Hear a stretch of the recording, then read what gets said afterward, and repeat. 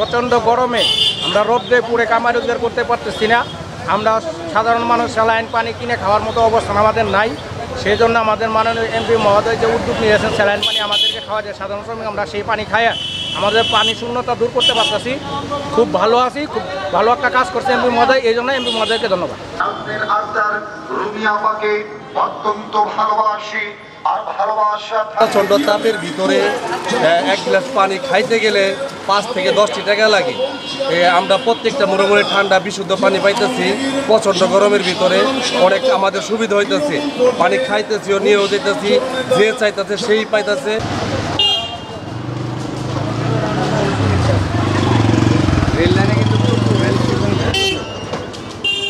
প্রচণ্ড তাপদাহের প্রেক্ষিতে জামালপুরের বিভিন্ন স্থানে বিশুদ্ধ পানি সরবরাহের কার্যক্রম চলছে। জামালপুরের মাননীয় সংসদ সদস্য জনাব আবুল কালাম আজাদ মহোদয়ের নির্দেশনা এবং পরিকল্পনায় জামালপুরে পৌরসভা এবং জনস্বাস্থ্য প্রকৌশলের বাস্তবায়নে জামালপুরের স্কাউট এবং বিভিন্ন সামাজিক সাংস্কৃতিক সংগঠনের স্বেচ্ছাসেবীরা এই কার্যক্রমে অংশগ্রহণ করছে।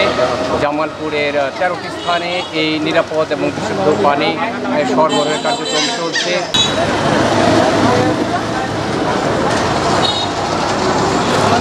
সারাদিন রিক্সা চালাই, গরুদের মধ্যে আমরা পানি কিনা খাইতে পারি না, জায়গা জায়গা পানি দিয়ে রাখছে, আমরা পানি খাইতেছি। এইটি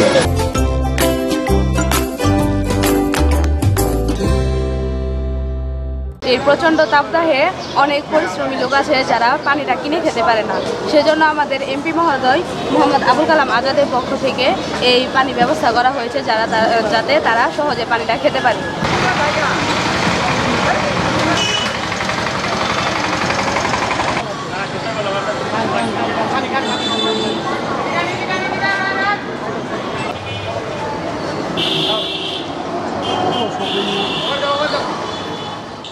জামালপুরের সদর আসনের মাননীয় সংসদ সদস্য জনাব মোহাম্মদ আবুল কালাম আজাদ স্যারের নেতৃত্বে আমাদের প্রশাসন এবং পাশাপাশি আমাদের পৌরসভা সকলে মিলে আমাদের সরকারের যে বিভিন্ন দপ্তর রয়েছে সবাই মিলে কিন্তু আমরা এই তীব্র তাপদাহ হয়তো আমরা পুরোপুরি নিয়ন্ত্রণ করতে পারবো না, কিন্তু এটা কিছুটা হলো মানুষের উপশম করার জন্য আমরা শহরের 13টি পয়েন্টে আমরা বিশুদ্ধ পানি সরবরাহ কার্যক্রম আমাদের পরিচালিত হচ্ছে এবং এই কার্যক্রমে আমাদের সিভিল সার্জন মহোদয় দপ্তর থেকে আমরা স্যালাইনের মিশ্রণ করে আমরা সেই পানিকে সরবরাহ করছি।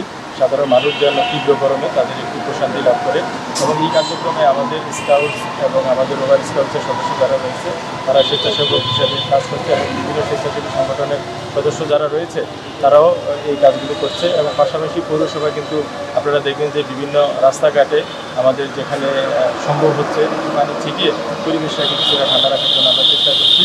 আমাদের তরফ থেকে প্রচেষ্টা অব্যাহত রয়েছে। সাধারণ মানুষ যেন এই গরমের দিনে একদম বিনা প্রয়োজনে যেন রোদে বের না হয় সেটা আমাদের অনুরোধ থাকবে।